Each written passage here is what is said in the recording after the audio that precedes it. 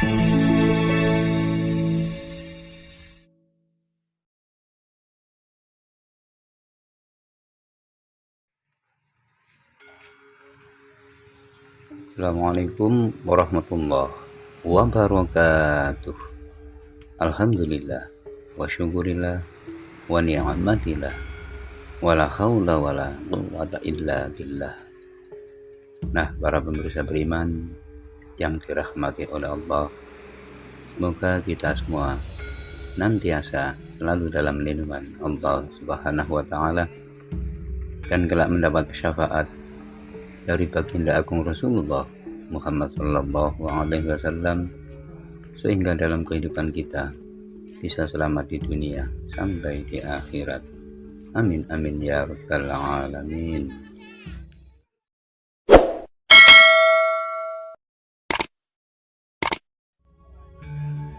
Penelusuran konten YouTube kami kali ini adalah menyimak tentang keberadaan makam Sunan Kalijaga yang lokasinya berada di Jalan Raden Syahid, Kadilangu, Kecamatan Demak, Kabupaten Demak, Provinsi Jawa Tengah.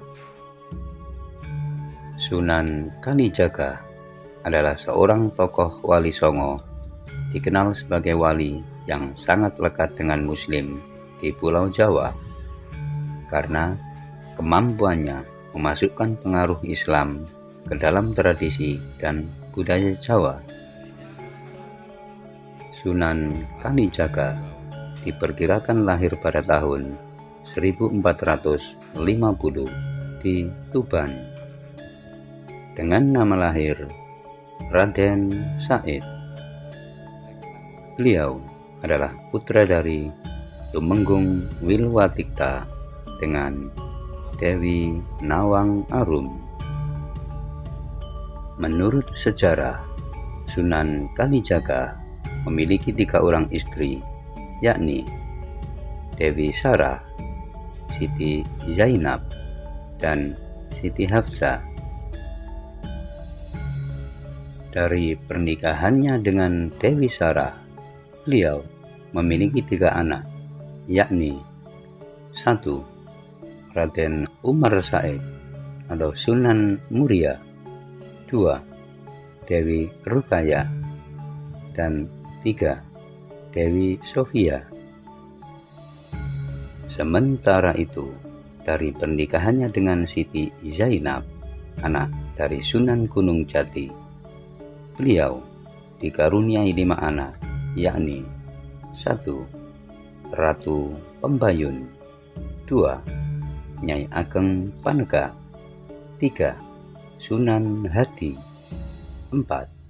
Raden Abdurrahman, dan yang kelima adalah Nyai Ageng Ngerang. Lalu, dari pernikahannya dengan Siti Hafsah, belum diketahui jelas siapa nama putranya. Dan perlu diketahui bahwa Siti Hafsah ini adalah putri dari Sunan Ampel.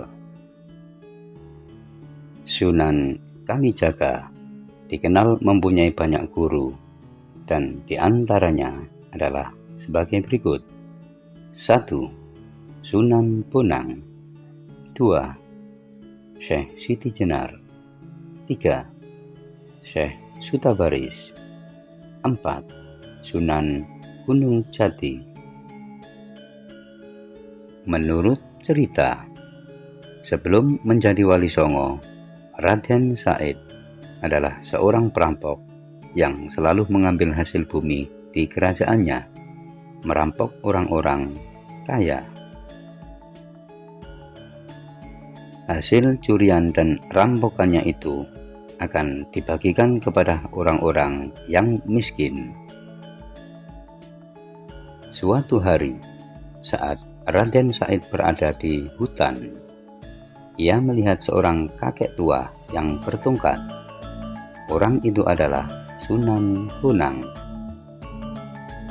Karena tongkat itu jika dilihat seperti tongkat emas, beliau merampas tongkat itu.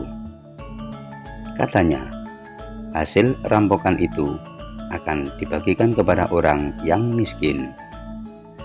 Tetapi Sunan Bonang tidak membenarkan cara itu.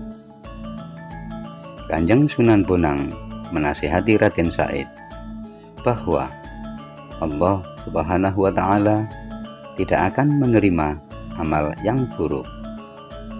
Lalu Sunan Bonang menunjukkan pohon aren emas dan mengatakan bila Raden Said ingin mendapatkan harta tanpa berusaha, maka ambillah buah aren emas yang ditunjukkan oleh Sunan Bonang. Karena itu, Raden Said ingin menjadi murid Sunan Bonang. Raden Said lalu menyusul Sunan Bonang ke sungai. Raden Said berkata bahwa ingin menjadi muridnya. Sunan Bonang lalu menyuruh Raden Said untuk bersemedi sambil menjaga tongkatnya yang ditancapkan di tepi sungai. Raden Said tidak boleh beranjak dari tempat tersebut sebelum Sunan Bonang datang. Karena itu, ia menjadi tertidur dalam waktu yang lama. Karena lamanya ia tertidur, tanpa disadari, akar dan rerumputan telah menutupi dirinya. 3 tahun kemudian, Sunan Bonang datang dan membangunkan Raden Said. Karena ia telah menjaga tongkatnya yang ditancapkan ke sungai, maka Raden Said diganti namanya menjadi Kalijaga. Kalijaga lalu diberi pakaian baru dan diberi pelajaran agama oleh Sunan Bonang.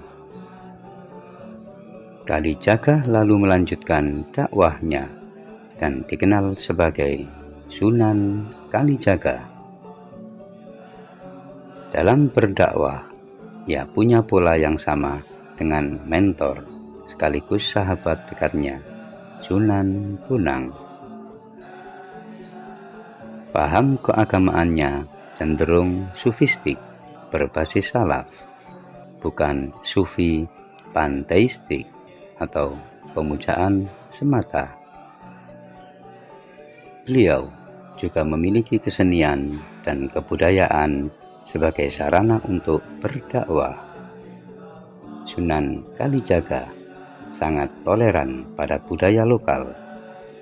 Beliau berpendapat bahwa masyarakat akan menjauh jika diserang pendiriannya. Maka mereka harus didekati secara bertahap, mengikuti sambil mempengaruhi. Sunan Kalijaga berkeyakinan jika Islam sudah dipahami, dengan sendirinya kebiasaan lama akan hilang. Ajaran Sunan Kalijaga terkesan sinkretis dalam mengenalkan Islam. Beliau menggunakan seni ukir, wayang, gamelan, serta seni suara suluk sebagai sarana dakwah. Beberapa lagu suluk ciptaannya yang populer adalah Ilir-Ilir dan Gundul-Gundul Pacul. Beliaulah penggagas baju dakwah, perayaan sekatenan, gerebek maulid, serta lakon carangan layang Kalimasada dan Petruk Dadi Ratu. Landscape pusat kota berupa keraton, alun-alun dengan 2 beringin serta masjid diyakini pula dikonsep oleh Sunan Kalijaga.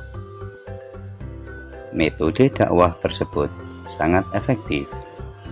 Sebagian besar adipati di Jawa memeluk agama Islam melalui Sunan Kalijaga.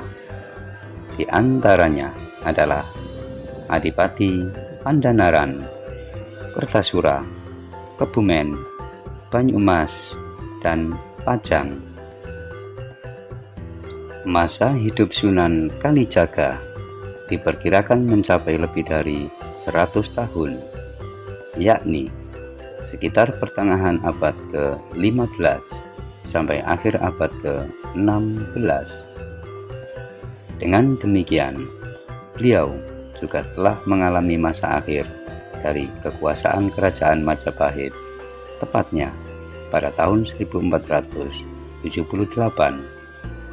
Bahkan, beliau juga ikut dalam upaya merancang pembangunan Masjid Agung Cirebon dan Masjid Agung Demak. Sunan Kalijaga kemudian wafat sekitar tahun 1680 pada usia 131 tahun. Beliau dimakamkan di Desa Kadilangu yang terletak di Demak, Jawa Tengah.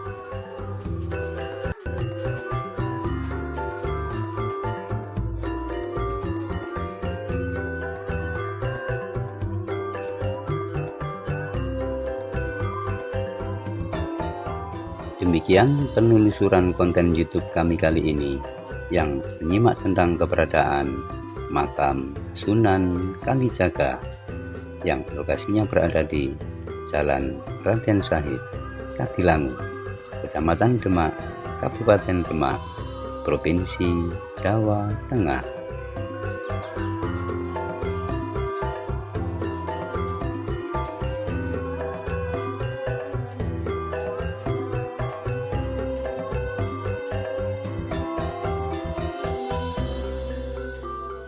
Harapan kami dengan menonton konten YouTube kami Slamet Aryo Kusumo Channel bisa memberi hiburan, pengetahuan, arah guna dan manfaat bagi Anda sekalian.